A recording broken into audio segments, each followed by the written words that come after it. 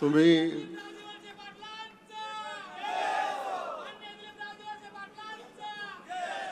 मी सांगितलं आता घोषणा बिषणा काय नको, तर थांबा, मग लिंक तुटून जाते.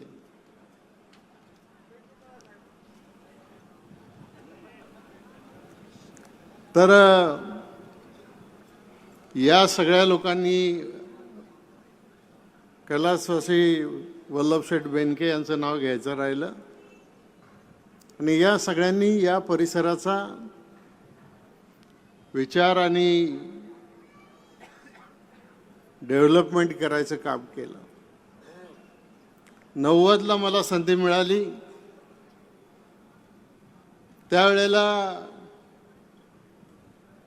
या मतदारसंघाची परिस्थिती काय होती, 72च्या दुष्काळामध्ये शिरूर तालुक्यामधून 80,000 लोक रोजगार हमीच्या कामावर जात होते. आज शिरूर तालुका हा पुणे जिल्ह्यातला 1 नंबरचा बागायती तालुका आहे. कारण कुकडीचंही पाणी मिळतंय, घोडचंही पाणी मिळतंय, वेळ नदीचंही पाणी मिळतंय, चासकमांचंही पाणी मिळतंय. या सगळ्या नद्यांचं पाणी किंवा धरणांचं पाणी ज्या वेळेला शिरूरला मिळतं त्यावेळेला शिरूर तालुका बागायती झालेला आहे. आणि बागायती झाल्यामुळं नुसतं फेरफटका जरी मारून आला ना तरी एकाची तुमची घरं आणि बंगले पाहिले तर लक्षात येतं की हेच ते लोक रोजगार हमीच्या कामावर जात होते. आणि आज आर्थिक परिस्थिती सुधारली, सामाजिक परिस्थिती सुधारली, राहणीमान सुधारलं, सगळ्या गोष्टी सुधारल्या आणि त्याच्या माध्यमातून आज एक प्रकारची सुबत्ता आली. जे शिरूरला घडलं तेच आंबेगावला घडलं, तेच बाकीच्या तालुक्यामध्ये घडलं. आणि त्याच्यासाठी आपल्याला भरपूर कामं करायला लागली. मला मंत्रिपदाची संधी मिळाली, सरकारच्या अनेक योजना आपल्यापर्यंत या ठिकाणी आणण्याचं काम आपण केलं. सगळ्यात पहिलं हे आपलं डिंबे धरण आहे ना, डिंबे, याचा प्रोजेक्ट रिपोर्ट झाला 1967 साली तयार. त्याचं भूमिपूजन झालं 78ला. 2000 पर्यंत पाणी मिळालं नव्हतं.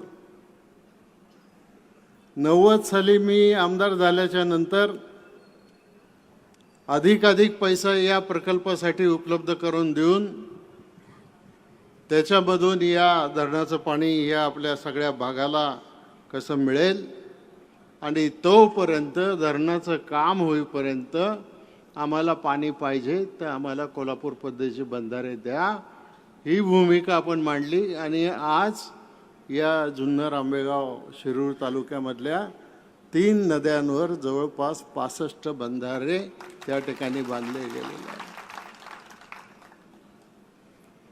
आता एक प्रश्न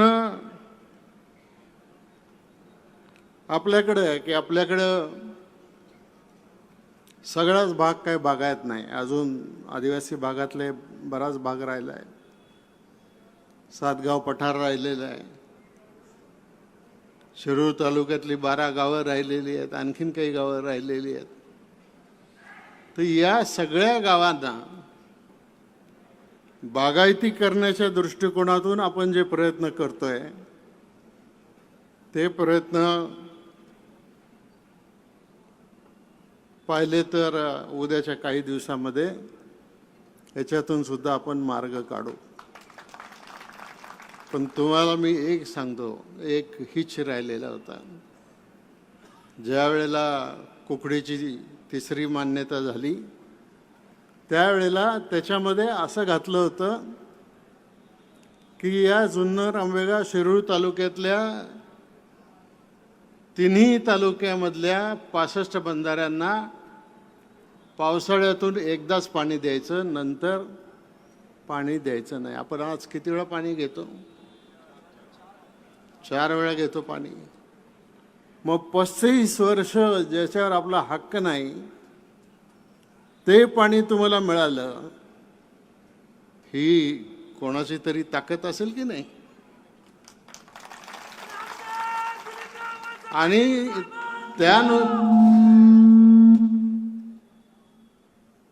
त्यानुसार आज एक नवीन प्रश्न आपल्या समोर तयार झालेला होता आणि तो म्हणजे काही लोकांनी असं ठरवलं की डिंब्याच्या धरणाला एक बोगदा पाडायचा.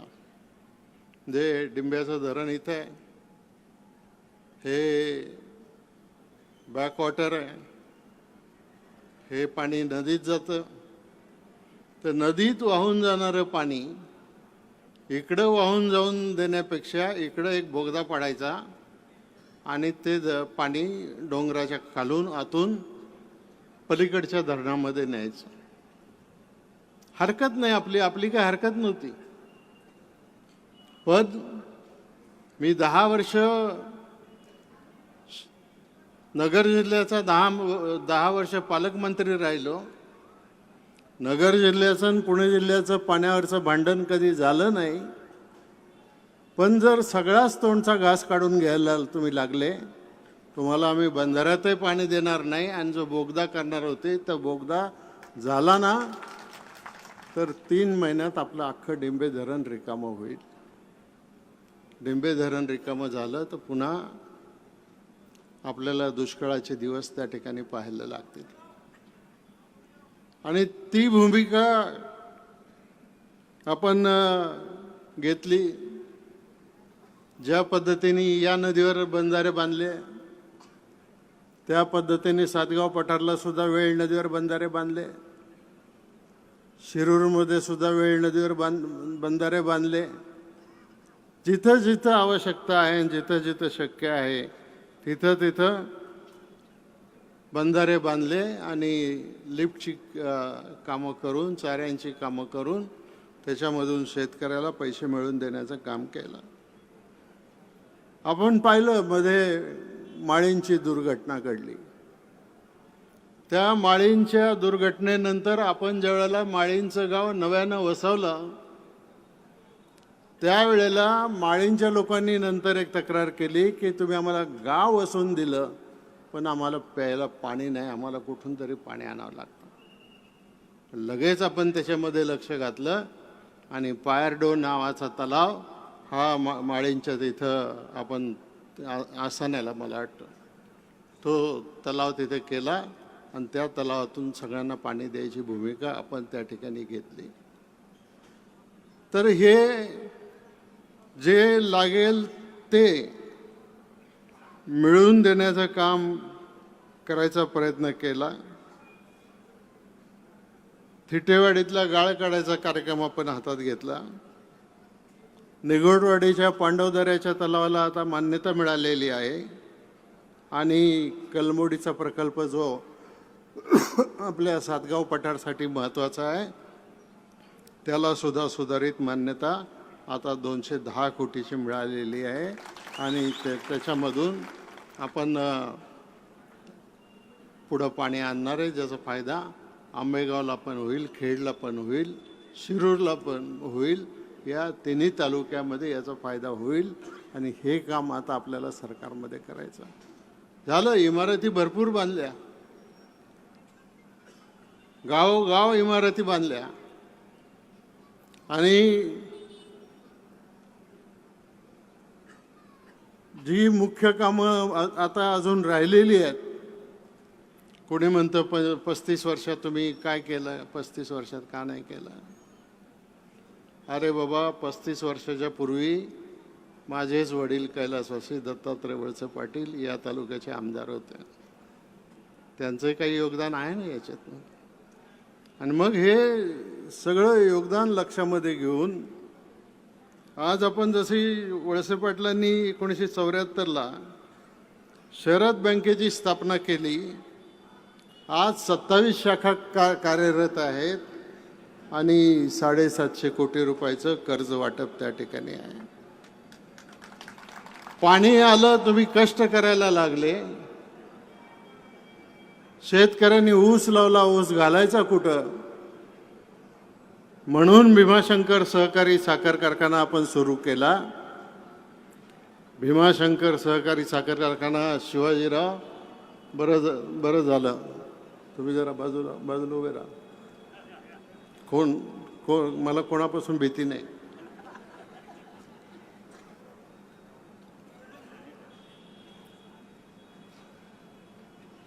तुम्ही चेअरमन होतात त्यावेळेला कारखान्यामध्ये, कारखाना सुरू झाला त्यावेळेला, आणि ऊस नव्हता आपल्याकडे. आपण जर ऊस आणला नसता बाहेरून तर 50,000च्या वरती गाळप झालं नसतं. पहिल्या वर्षी आपण 4 लाख टनाचं गाळप केलं त्या ठिकाणी. कुठून आणला हा ऊस?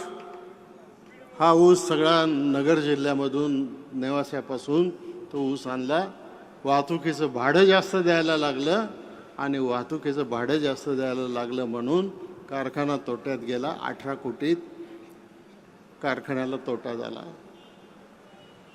मी मंत्री झालो, वीज मंत्री झालो, आणि वीज मंत्री झाल्यानंतर ताबडतोबीनं कारखान्यामध्ये आम्ही सगळ्यांनी मिळून ठरवलं, आणि त्या ठिकाणी वीज निर्मिती केंद्र सुरू करायचं ठरवलं.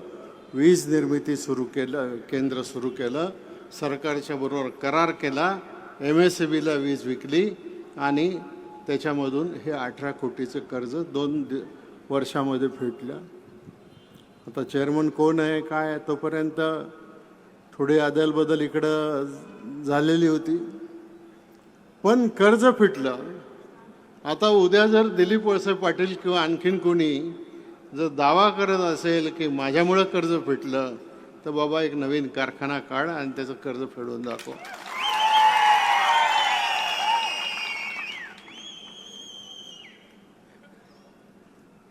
म्हणजे जे झालं, जे सगळ्यांनी केलं. मी केलं असं म्हणत नाही. मी नेहमी म्हणतो की हे आपण सगळ्यांनी केलं. तुमचा पाठिंबा असेल तरच हे सगळं शक्य आहे, नाही तर तुमचा पाठिंबा नसेल तर हे शक्य नाही. आता कारखान्याला आपल्याला देश पातळीवर 27 पुरस्कार मिळाले. आता जर कारखाना आपला चांगला चालला नसता तर एवढे पुरस्कार आपल्याला मिळाले असते का? पण एवढे पुरस्कार आपल्याला मिळाले, आणि ही मार्केट कमिटी सुद्धा चांगली चाललेली होती. पण एक दिवशी काय झालं मला माहिती नाही. चेअरमनच्या मनात आलं धना मेथीचा बाजार बंद. धना मेथीचा बाजार बंद. इथंच बाजार भरतो. आपली सभा संपली की इथं लगेच ऑक्शन बघायला या तुम्ही. त्याच्यामध्ये तो बाजार पुन्हा आता सुरू करण्याचं काम आपण केलेलं आहे. चांडोली रोडला आपण बैल बाजार सुद्धा सुरू केलेला आहे, आणि दूध संस्थांची सुद्धा उभारणी केलेली आहे. भीमाशंकर कारखान्याबद्दल नेहमी ओरडतात, एवढाच भाव द्या, तेवढाच भाव द्या. आम्हाला आणखीन भाव पाहिजे. विरोधी पक्षाचे लोक म्हणतात याच्याबद्दल, घोडगंगाबद्दल काय बोलत नाही. घोडगंगा कारखाना आज बंद पडला आहे, आपल्या आधीचा कारखाना. पण आज तो व्यवस्थापना वाचून त्या ठिकाणी बंद पडला आहे. त्याच्याबद्दल कोणी काही बोलत नाही. पण आपण 3200 रुपये दिला तर म्हणायचं 3500 द्या.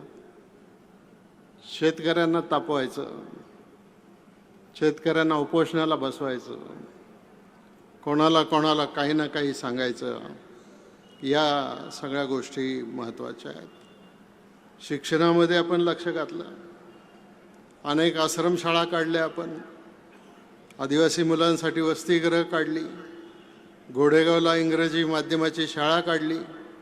पेठला शेड्यूल कास्टच्या सामाजिक कल्याणचं विद्यार्थ्यांसाठी निवासी शाळा काढली.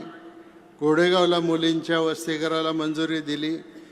ही सगळी कामं केली आणि खाजगीमध्ये सुद्धा मग नालंदा असेल किंवा पारगावचं कारखान्याचं GD Walse Patil English medium school असेल, महाविद्यालय असेल, राष्ट्रीय ग्रामीण केंद्राच्या माध्यमातून चाललेली कामं असतील, शिवाजीरावांच्या माध्यमातून एक सुंदर शाळा आपल्या भागामध्ये त्या ठिकाणी चालते. चांगला प्रवेश त्या ठिकाणी मुलांना मिळतो, चांगल्या दर्जाचं शिक्षण त्या ठिकाणी मिळतं. आरोग्याच्या संदर्भामध्ये या तालुक्यामध्ये सुधारणा व्हायला पाहिजे होत्या. आपण हे ST स्टँडच्या बाजूला हॉस्पिटल आहे, या ठिकाणी पहिलं 30 बेडचं हॉस्पिटल आपण केलं. हळूहळू 30 बेडवरून आपण 100 बेडवर गेलो. पण त्याच्यामधली एक गोष्ट मला तुम्हाला जाहीरपणाने सांगितली पाहिजे की ज्या वेळेला हे 30 बेडचं हॉस्पिटल बांधायचं होतं ना, त्यावेळेला या मंचरमध्ये जागा नव्हती. पांजरापोळ ट्रस्ट आहे, त्याचे प्रमुख देवेंद्र शेठ शहा आहेत. देवेंद्र शेठ शहांनी सांगितलं की माझी 1 एकर जागा, किती 1 एकर काय 2 एकर जागा, माझी जागा या पांजरापोळची मी 1 रुपयाला तुम्हाला देऊन टाकतो सरकारला. आणि 8 काय घातली माहिती आहे का? आमच्या घरातलं कोणाचंही नाव लावायचं नाही, वॉर्डला नाही लावायचं, हॉस्पिटलला नाही लावायचं, कशाला नाही लावायचं. आम्ही जे करू ते सद्भावनेने करू, लोकांच्या हितासाठी करू. करोना ज्या वेळेला आला त्या करोनाच्या वेळेला सुद्धा रुग्णांची सेवा करण्याचं काम, त्यांना मदत करण्याचं काम आता त्या ठिकाणी आहे. आणि आता मंचरचं हे हॉस्पिटल झाल्यानंतर आता दुसरं पण एक हॉस्पिटल तिकडं तांबडे मळ्याच्या तिथे काम चालू आहे 100 बेडच्या हॉस्पिटलचं. म्हणजे हे 100 बेडचं हॉस्पिटल आणि तांबडे मळ्याच्या तिथं 100 बेडचं हॉस्पिटल, असं 200 बेडची हॉस्पिटल या भागामध्ये करतील. ते त्याचं निम्म अर्ध काम उरकत आलेलं आहे. आणि भविष्य काळामध्ये या 2 हॉस्पिटलपैकी 1 हॉस्पिटल फक्त महिलांसाठी आणि 1 हॉस्पिटल फक्त पुरुषांसाठी असं करायचं, त्याचं आमचं नियोजन आहे. आणि ते नियोजन तसंच पुढं त्याला आपल्याला घेऊन जायचं. अपन भाई साहब, आप मुझे पूछ रहे थे भीमाशंकर का कुछ विकास करो. भीमाशंकर का जो डेवलपमेंट प्लान है वो 148 करोड़ का प्लान मंजूर हुआ है. लेकिन दिक्कत ये है कि वहाँ पर फॉरेस्ट का कानून है, वहाँ पर इको सेंसिटिव जोन का कानून है, वहाँ पर और भी ऐसे कुछ कानून हैं कि जहाँ पे ज़्यादा हम डेवलपमेंट नहीं कर सकते. पुराना रास्ता भी हम उसको सुधार नहीं कर सकते, ऐसा प्रॉब्लम है. लेकिन उससे निकालेंगे. रंजनगांव में हमने काम किया है, राजपुर में एक भक्त निवास बड़ा किया है, अभी डिम्बे का एक गार्डन कर रहा है, टाकड़ी हाजी का मणगंगा कुंड का काम वहाँ पर कर रहा है. ऐसी बहुत देवस्थान के काम इस तालुका में हुए हैं. अभी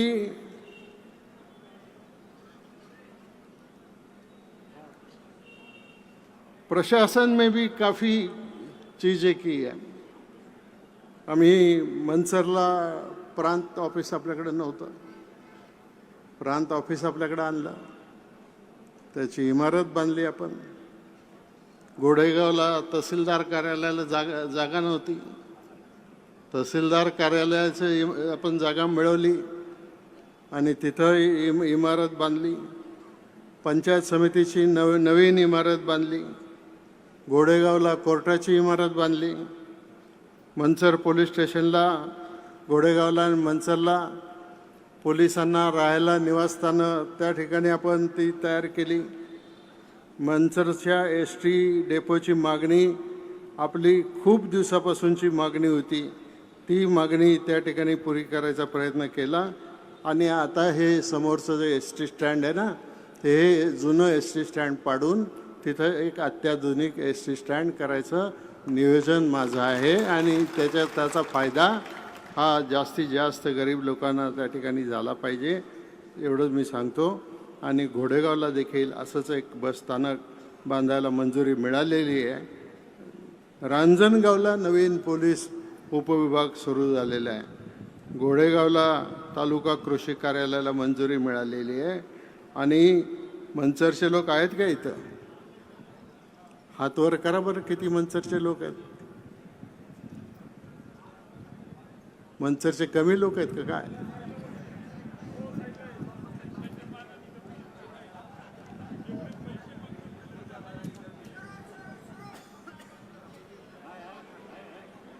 आहे तिकडं मागे बसले.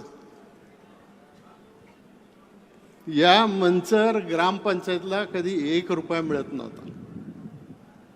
आपण ग्रामपंचायतची नगरपंचायत केली आणि नगरपंचायत केल्यामुळं शिवाजीरावांनी एकनाथ शिंदे साहेबांच्याकडून आणि मी अजितदादांच्याकडून दोन्हीकडून पैसे आणले. आणि आज मंचरच्या या नगर परिषदेला 135 कोटी रुपये विकासाच्या कामाला मिळाले.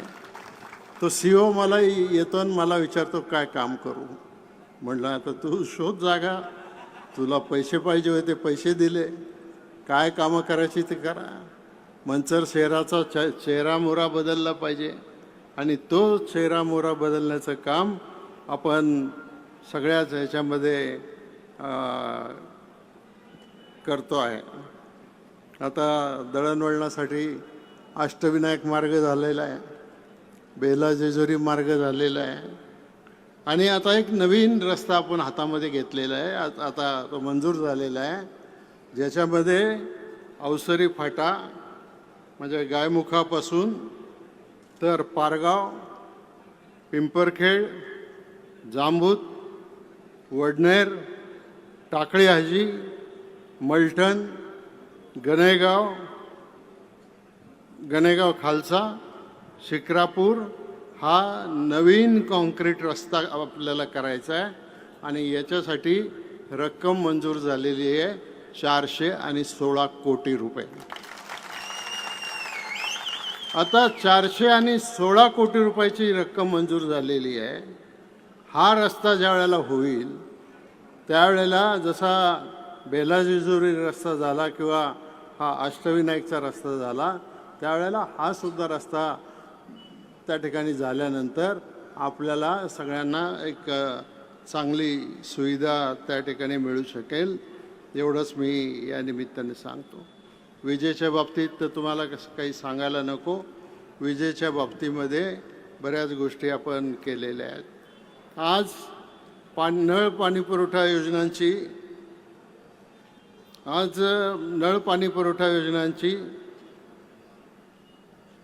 बरीच कामं मंजूर झाली. जवळजवळ 135 पाणी पुरवठा योजनांची कामं सुरू आहेत. अनेक गोष्टी आहेत, परंतु वेळ पुरेल का नाही पुरेल मला माहिती नाही. परंतु त्याच्यामध्ये आपण काही सरकारने निर्णय घेतलेले आहेत आणि सरकारने घेतलेल्या निर्णयापैकी पहिला निर्णय तुमच्यासाठी, आणि तो म्हणजे तुम्हाला एकट्यालाच कळलेलं दिसतंय. कोणाकोणाला कळला हातवर करा. लाडकी बहीण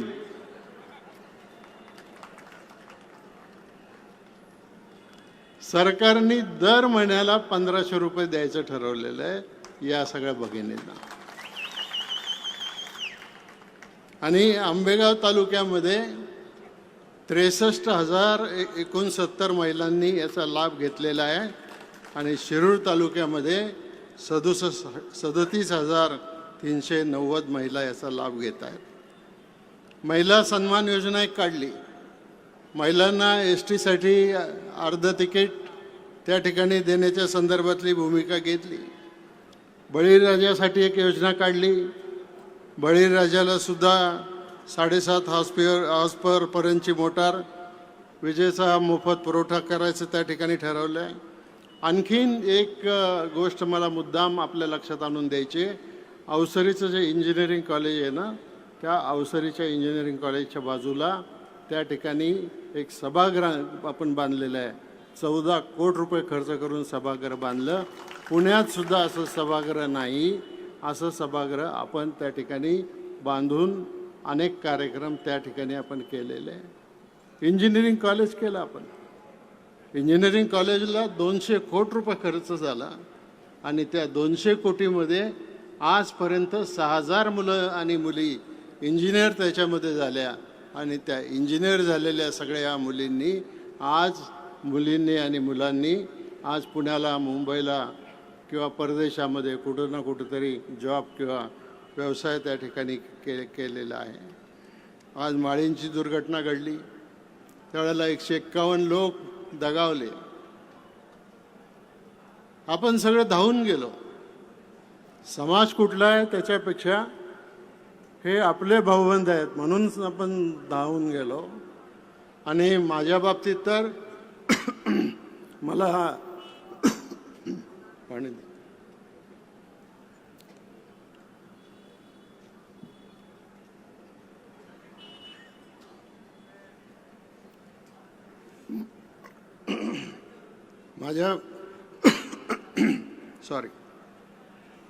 माझ्या बाबतीत तर दुसरी घटना अशी घडली की थाबलिंगची यात्रा चालू होती. मी घाटामध्ये होतो तिथं आणि मला फोन आला की मांढरा देवीला पण येत्याच दिवशी यात्रा असते.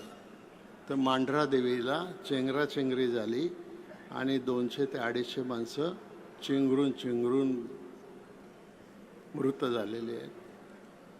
लगेच यात्रा सोडली आणि मांढरा देवीला गेलो. सगळे असे प्रेत सगळे लाईनीने मांडून ठेवलेले होते आणि सगळे ते दुःखी लोक लाईनीत फिरून आपला माणूस हाच आहे का, आपला माणूस हाच आहे का, आपला माणूस हाच आहे का हे तपासत होते. अजितदादा मी रात्रभर थांबलो. दुसऱ्या दिवशी 26 जानेवारी होती. अजितदादा पुण्याला गेले, झेंडावंदन केलं, परत आले. मी साताऱ्याचा पालकमंत्री होतो.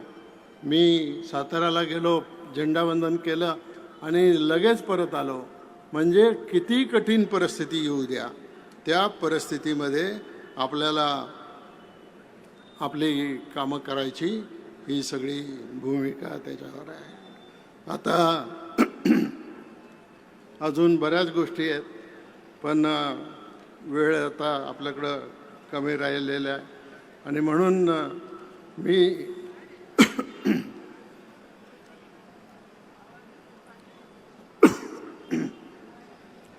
मी एकच गोष्ट आपल्याला सांगतो की समोरचे लोक विचारतात 35 वर्षात दिलीप वळसे पाटलांनी काय काम केलं. काय कोणाला माहिती केलं का काय काम? 35 वर्षात दिलीप वळसे पाटलांनी काय काम केलं? केलं का नाही केलं?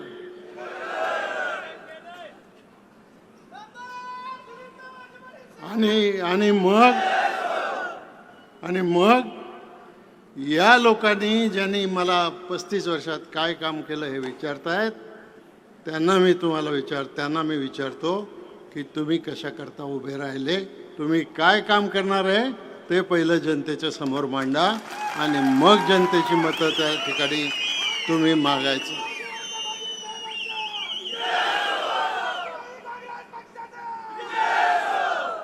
दुसरं एक म्हणतात आता झाल्या 7 वेळा, 8व्यांदा कशाला, थोडा बदल झाला पाहिजे. आता असं आहे, आपले घरातले वाडवडील वयस्कर झाले म्हणजे आपण बदल करतो का?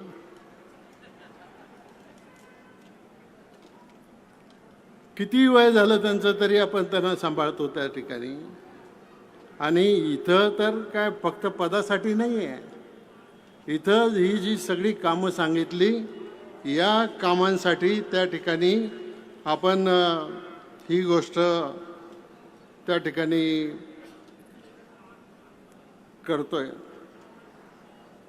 निवडणुकीचा आराखडा, अतिवृष्टी असेल आणि एखाद्याला सत्तेची हाव किती असली पाहिजे.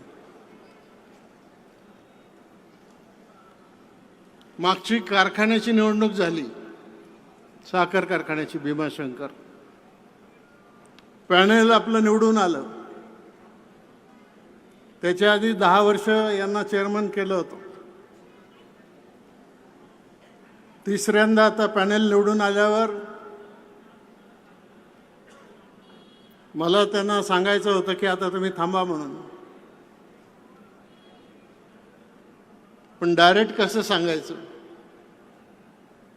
म्हणून मी सगळ्या कार्यकर्त्यांशी एक पर्सनली बोललो आणि एकेका पर्सनली कार्यकर्त्याशी बोलल्यानंतर शेवटी मी माझी चेअरमनशी बोललो. म्हटलं आता कारखान्याचं चेअरमन मी होणार आहे. मला टेस्टच करायची होती. म्हटलं आता कारखान्याचं चेअरमन मी होणार आहे. माझ्या डोक्यात बाळासाहेब बेंड्यांचं नाव होतं. त्याप्रमाणे नाव जाहीर केलं. पण मी चेअरमन होणार आहे हे सांगताना त्यांना मी सांगितलं की कारखाना सुरू केला, मी चेअरमन पण राहिलो, पण चेअरमनच्या कामाचा तेवढा अनुभव मी घेतला नाही. तर थोडा अनुभव मी घेऊन बघतो वर्षभर, मग बघू काय करायचं. 1 वर्ष पूर्ण झालं. एक दिवशी हा पठ्ठ्या माझ्याकडे आला. म्हटलं साहेब आता 1 वर्ष पूर्ण झालं.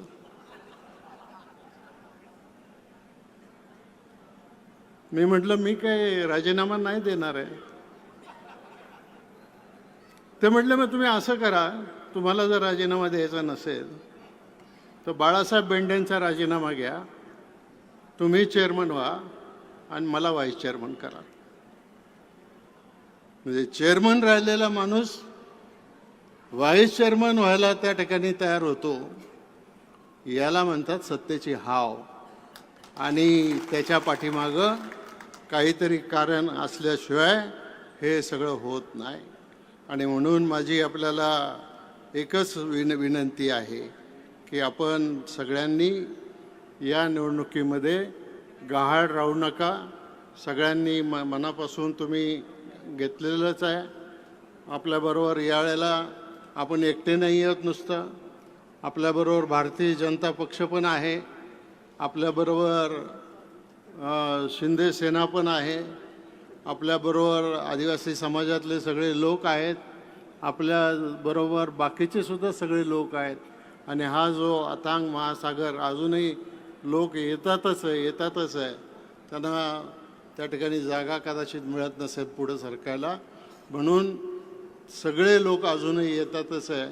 तर ठीक आहे, येत आहेत तर आपल्याला आता थांबलं पाहिजे. मी आपल्याला हात जोडून विनंती करतो. आणि पुढच्या निवडणुकीतलं मी सांगितलं, मी फक्त पाण्याच्या प्रश्नावर काम करणार आहे.